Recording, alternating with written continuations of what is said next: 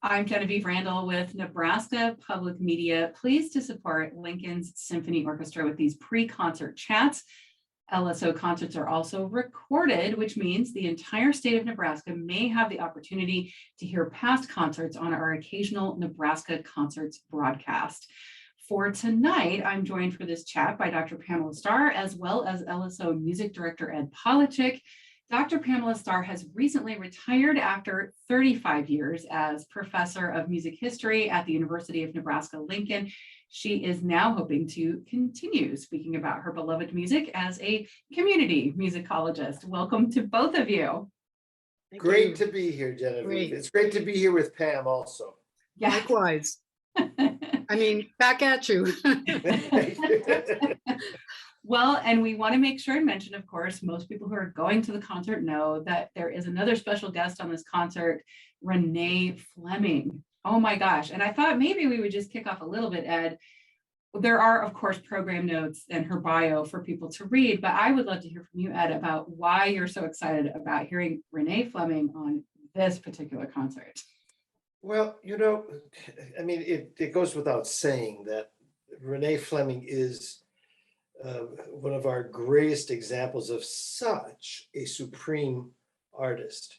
She has forged her way into the hearts and souls of so many people around the world, and you know, deservedly so. She was blessed with a gift that few have had. It's the kind of gift that predecessors of hers that I think of, that I put in that same kind of category. Beverly Sills and Joan Sutherland, or even what I would call, you know, Rosa Poncel, even to go back earlier. But I mean, even more current rock stars like Luciano Pavarotti. You know, that idea of kind of household name.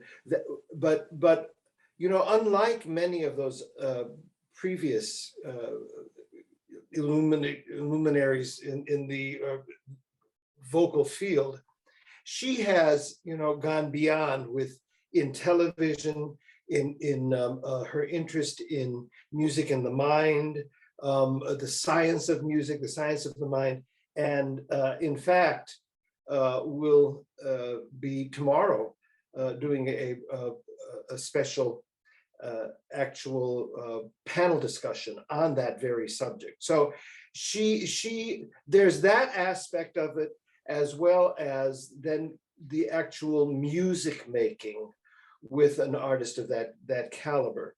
I particularly love this program because just about everything on it I'm totally in love with. In fact, having to learn some of the new scores, I am now a convert in so many ways. But I mean, to start the program with the four last songs of the great Richard Strauss, who for me is some of the most gorgeous and most poignant vocal music ever written. I can remember in my younger days, this is back in the 1800s, that I having musical epiphanies with these songs. I mean, they're really, and it takes, you know that they're great masterpieces when it takes many, many years to come to them and to come to a realization of just how important they are. The same way a Handel's Messiah, a Beethoven 9, a Bach St. Matthew Passion, although these are much shorter than any of those works, but they have that same importance in what they represent musically and artistically in the 20th century for a composer like Richard Strauss. And we go from them through songs that were put together by Maria Schneider, jazz composer, a phenomenal jazz composer, with the unbelievable artistry of our poet laureate, Ted Kooser. I mean, that in itself, just those two things, but she goes on with some of the most gorgeous arias from Adriana Lecouvreur and Gianni Schicchi, and then my gods, my heroes, Rodgers and Hammerstein. I mean, it is a program literally for everybody, and it just shows her artistry from A to Z. That's why I'm so excited about it. Very, very flexible performer, and I think it's just going to be amazing to hear. So the foundation of this, as you mentioned, Ed, is the 4 last songs. And since we have our community musicologist with us here, I have some questions about the 4 last songs. First of all, the word last in the title, and if that's something that Strauss himself chose. Yeah, thank you for asking that question, because it's one that I asked, and I thought, who in the world would title a work by, his own music, the last songs? I mean, how do you know that they're the last song? He might have written another one. Verdi said Don Carlos was his last opera, and then he comes back 20 years later with 2 of the greatest masterpieces ever in opera. Exactly. So I was naive enough to think, how did that happen? It turns out, after a little reading around, that it was, of course, not Strauss's title. It was his publisher's title. It was given to the set of songs he wrote that we'll hear tonight. However, not in the order he wrote them, but in the order that the publisher published them. It was given as his last songs the year after he died. So of course it was okay to call them last songs. There was not going to be any more songs. And the interesting thing is that he wrote the last song first. He wrote Im Abendrot, which Ed and I were talking about before we started recording, as just the quintessential, most profound statement that Strauss would ever make. He wrote that first in the group, and then filled in with 3 more songs by a different poet, Hermann Hesse, rather than the poet of Abendrot, Eichendorff, who was a favorite of romantic composers like Schumann and Wolf. Hesse was a modern poet and also a Nobel Prize winner and writer of novels. But Strauss really took to his poetry, which is extremely romantic, kind of like the Eichendorff. And so he wrote these in not the order we're going to hear them this evening, not at all. But and I'm sorry, I just have to say this, I've been pondering this all morning. Strauss is maybe the greatest storyteller in music there ever was before Wagner. I mean, after Wagner. And I think he told stories in every piece of music he wrote practically, certainly his tone poems and his operas, obviously. And I think he was telling a story, or would have approved of the storyline being the way it is as we'll hear it. And it was published. The beginning, Frühling, then autumn, and September. then September, and then beim Schlafen zu gehen, going to bed, and then Im Abendrot, as a storyline of maybe the life of a creative artist, especially one like Strauss. He was always putting himself in his music. And you have to end with Im Abendrot. You just do. And maybe he knew it. Pam, did he not have intention to write even 2 more of these songs as a unit? Well, we don't know. Yeah, I mean, of course. Who knows? And believe me, I've read an article that makes it so complicated, I wouldn't even dream. I'll just say this. He toyed with the idea of adding some songs that might have gone with it. A couple of poems by Hesse to set to music, and one that he had written, I love this, when he married his wife, a longtime wife. They were going to celebrate their 55th anniversary, but he died when he died. Pauline Dana, a wonderful soprano, gifted soprano. And he wrote this set of songs, and one of those songs he orchestrated with possibly the idea of including it in the set. But I just listened to that song, and it doesn't sound like the ones in it wouldn't work. It doesn't, it sounds too Wagnerian, too, intense. I think he thought better of it. I think he had some words with his publisher. I don't know how. There's no letter. Maybe they picked up a phone. They had phones back then in 1948. And he said, you know what, Ernst, it's going to be 4 songs. And let's publish it as 4 songs. And then when he died, it was 4 last songs. So that's. Don't you love the way publishers just do that, like adding titles like Moonlight Sonata? I mean, yeah. I mean, the list is endless, actually. But it is. But I love the last songs. I mean, Strauss would never have said, and you can publish these as the last songs. You ain't going to get any more from me. Yeah. I'm done. And he That's was right. done, and he knew he was done. And this is his last word. So let's call it his swan song, if not his last song, because he ended with songs, which he wrote throughout his great life as a composer.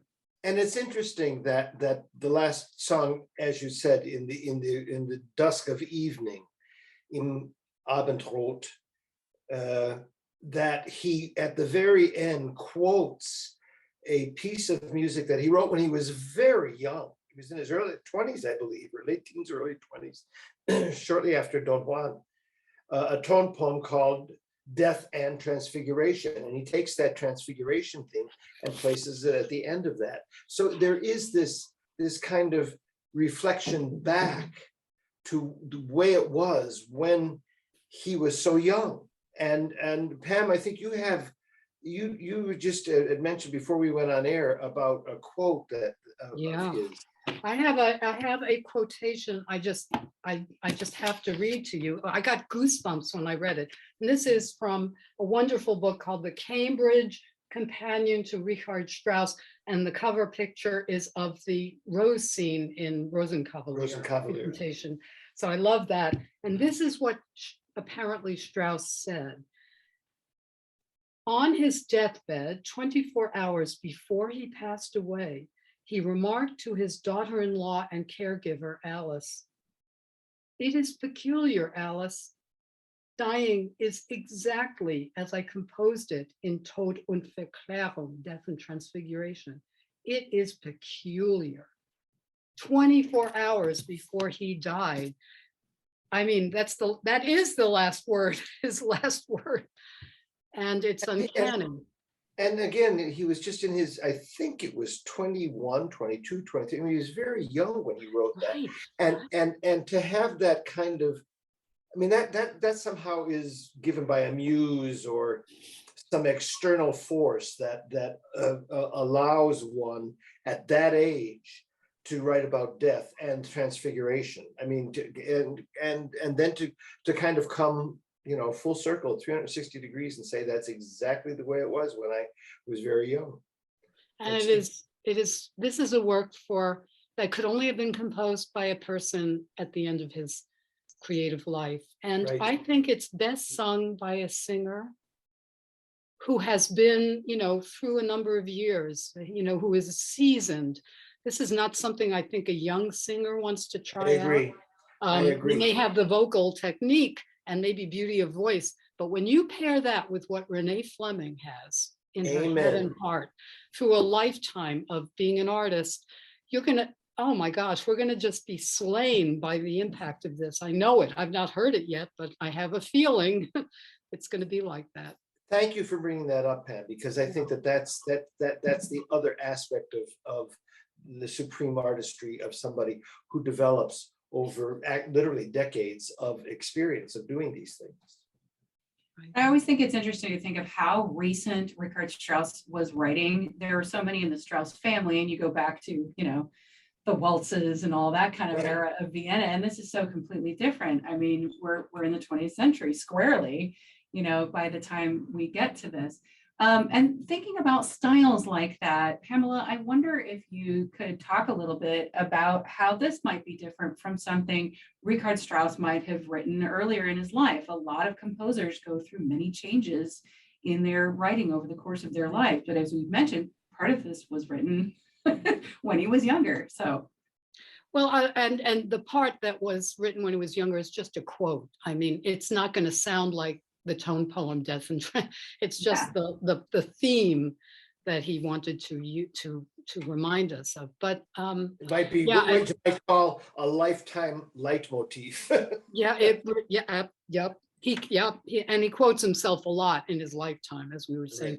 Right. But Ed and I were talking a couple of weeks ago now, maybe nearly a couple of weeks ago, about late styles, about what makes music of a composer who lives long enough to have one a late style. We were thinking of Brahms and his late piano music, or Beethoven, the quartets, even after the Ninth Symphony, those quartets, mysterious and very pure and very not as busy and complicated as earlier music might be. And Mozart, even, believe it or not, he lived to 35, and he had, in his last couple of years, a really refined, purified, stripped down style in his concertos and some other works, even in the Magic Flute. And yeah, no one thought Mozart at 35 that would be his last things to write. Strauss was 84 when he wrote these songs. So yeah, he had a late style. It was going for about 5 or 6 years. And you know, what's really interesting, I have another quote. I won't read it, but I'll paraphrase it. He, after his last opera, definitely his last, Capriccio, which is a wonderful work, I wish we could hear it more. He said, he wrote to a friend, I'm done. I'm basically done. You know, anything I write now is just ephemera and scribbling, and for myself alone, not to, you know, earn money or reputation. And I think that freed him up to write what he felt he needed. And those late works, some of them we've heard, Metamorphosen, the last songs, some of them we never get to hear, some chamber works for winds. If an oboist wants to, you get to hear the oboe concerto, which is I adore, but they are all similar in that they are not showy and dramatic, and you know, the kind of vivid coloring that you get from the tone poems, the in your face, you know, Don this Juan and Till Eulenspiegel. Don wanted, yeah, Don Quixote battling the sheep in the windmills. You don't get Right. that. You get instead this absolute refined kind of pared down simplicity. Not that the four last songs is simple by any means, but you know, the orchestra is almost like as if it were a chamber orchestra. Am I right, Ed? Or is it being Yes, treated yes. that way? Thickly so, because he Yeah. divides the string writing in many different divises. So you do, and you know, I've seen this in his later work, like Metamorphosen, which is only for strings. And by the way, there's a choral work that no one does anymore. In fact, I've never seen it programmed, and I've never heard it in person. I've only heard it on recording, called Deutsche Motet. And I think it's for like 16 parts, which is probably why you never hear it very often. Different But parts. Yeah. 16 different parts, divisi. I'm not talking about movements. I'm just talking about, because it's about I think a 10-minute work or something like that. Exceedingly difficult, but but very straightforward. But difficult to perform, to have the technique to do it. And the same is true in the orchestra. When you have, and I always think of it this way, a soprano who has two very tiny little flabs of muscle called vocal cords against an entire symphony orchestra playing, you know, their hearts out, because you cannot help but become impassioned by this music. I mean, it just sucks you in, both as a performer and as a listener. You're helpless. You're in the arms of Strauss and his muse. That's perfect. And we've got like 2 minutes, I think, to talk about just that very thing. I think it's interesting to think about an audience coming to a concert like this. You sit down, you hear this piece, but there are several points of view, POV, that you could get. You're being absorbed by this music, you're thinking about it. There's also the orchestra. You mentioned how the parts are sort of specific in this way, which is interesting for the orchestral players. And for the singer, what's the POV for the singer? And maybe Pamela, you might have some ideas about why this is so beloved by singers. Well, I wish I mean, I am a singer, but boy, nothing like the kind of singer Strauss had in mind. By the way, he wrote it for Kirsten Flagstad to sing. Can you imagine, a Wagnerian? But you know, he wrote it so that the voice could just sing easily and lightly and rise above the orchestra. Oftentimes it has this wonderful vocalese, you know, no words, just beautiful coloratura, not Bellini coloratura, just beautiful melismas. It's a gift to sing, I think. I mean, I can't speak for, you know, the singer who's going to be singing it, because he lets the singer be heard without strain and stress, just to be heard. Somehow he keeps the orchestra in balance with the singer magically, and allows her to go from her low notes, and she has some beautiful low notes, lower in Of range, course. all the way to the high notes, but not high the way Beethoven wrote them, high the way a gifted operatic composer would understand to write them, so that she can just shine out. And the colors of the orchestra just complement the vocal colors that the singer is going to want to use. I know we're practically out of time, and I mentioned earlier about the overall program, but this is really a one-woman show. She is on stage for every single note during the entire program, and I have to say that these jazz versions of Maria Schneider's version of settings of Ted Kooser's poems are also, it's going to be new for, I think most people are going to blow people away, really. The other stuff is going to be, kind of familiar, and I'm going to get into it on the second half and just be easy with it. But, the Strauss Four Last Songs and the Schneider Kooser jazz settings of Winter Morning Walks, I think are two extremely very special gifts that we're going to hear with Miss Fleming. And here's the great news. Great news. The super titles will tell you word by word what she is singing. That's right. So the audience can just follow along and say, oh, that was a great moment. And look at the words. It's so close together. Perfect. So we're lucky. Right.